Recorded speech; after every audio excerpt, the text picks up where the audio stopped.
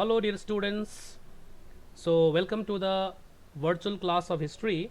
So today I am going to teach you a very short chapter, that is the Sangam Age. As per the reduced syllabus I am going to teach you. Okay. So if you have not subscribed my channel till now, so please subscribe my channel. So let's start. Sangam Age. So what is the meaning of Sangam? What is the meaning of Sangam? As per the Hindi term, Sangam means to assemble, okay, or milna, or to assembly. So it is mentioned over here, Sangam Age. First of all, we'll know about the Sangam Age, what it is all about. Sangam Age was the period of history of ancient Tamil Nadu and Kerala and parts of Sri Lanka, then known as Tamilkalam. So at that time, these territories were known as Tamilakam. Okay, spanning from 6th century BCE to 3rd century BCE. Okay, it was named after the famous Sangam academies of poets and scholars under the patronage of the Pandya kings, centered in the city of Madurai. So it is all about the patronages been given by the Pandya kings to the poets who assembled in Madurai, and they had assemblies in which they wrote poems, okay, or they had poetry sessions during that period. So the basically what we are asked as per our syllabus is that what is mean by Sangam. You can see here, Sangam means an association. Sangam means an association of assembly.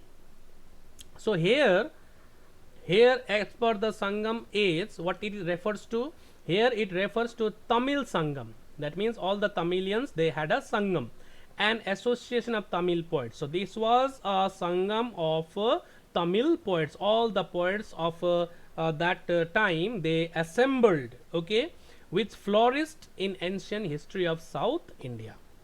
So these Tamil poets, what did they do? These Tamil poets composed the Sangam literature, and the period in which it was composed is called Sangam Age. So during the Sangam Age, lots of literatures were written, okay, in Tamil, and that literatures were known as Sangam literatures, because all the poets, they assembled and then they composed poems, and all those poems together formed a literature, that is a Tamil literature, which came to be known as Sangam literature. Okay. Now next one, according to Tamil legends, there were 3 Sangams. Altogether 3 Sangams were held. Thrice the assembly of Tamil poets were held. Okay. So it was popularly, those Sangams were popularly known as Muchagam. Okay, Muchagam. This is the term Muchagam. Okay, it's a Tamil word Muchagam, which means Sangam. Okay. So the first Sangam, for the first time, where was the assembly held? Okay, the first Sangam is believed to be held at Madurai. The first Sangam was held at Madurai, and this Sangam was attended by, this assembly was attended by gods and legendary sages. Legendary sages attended the assembly. So no literary work of that means no literary work of this Sangam is available. There is no such records of the Sangam. That means those literatures are missing now. Those literary resources of those Sangam or the first Sangam is missing. Okay, so the first Sangam was held at Madurai, and this was attended by gods and legendary sages. Then the second Sangam was held at Kapatapuram. Second Sangam was held at Kapatapuram. Okay, so you can see the term Kapatapuram. Only Tolkapayam is a text. Tolkapayam was written by Tolkapayar. Tolkapayam was written by Tolkapayar, and this Tolkapayar, okay, was a disciple of Agastya, who was the one who organized the first Sangam at Madurai. Okay, and this is the only book, this is the only literature which survives from that second Sangam. So Tolkapayam is the literature. Even today it is there. So there is no such literatures from the first Sangam. So Tolkapayyam written by Tolkapayyar. So who wrote Tolkapayyam? Tolkapayyar wrote Tolkapayyam, and Tolkapayyar was a disciple of Agastya. Okay, and the third Sangam was held at Madurai. Once again, the third Sangam was held at Madurai, and it lasted for how many years? 1850 years. The third Sangam was held at Madurai for 1850 years. Such a long period of time. So a few of these Tamil literary works have survived and are a useful resource of reconstruct the history of the Sangam period. So few of the literatures survives even today from the third Sangam, and even from Sangam second Sangam, that is Tolkapayyam, and from third Sangam many of the literatures even today it survives, and that helps us to reconstruct the history of the southern part of our country. Okay, and this literatures are very, very useful to construct the history of the Sangam period. Okay, Sangam period. Now the most important thing, you can see here, Sangam literatures, major source giving details of Sangam age. Some of the literatures which even today we have, here are the literatures, like Sangam literature includes Tolkapayyam, as I told you, Itugoi, okay, Pattu, okay, or you can see here Pattu, the same term. Then Pathinakil Kanaku, these are the names of the books. And apart from these four, two epics were also written during that time.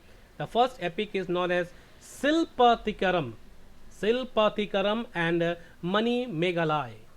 Silpatikaram and Mani Meghalai. These were the two epics written during those time. Like we have two epics, no, Ramayana and Mahabharata. So same way, these were the two epics written during the Sangam period.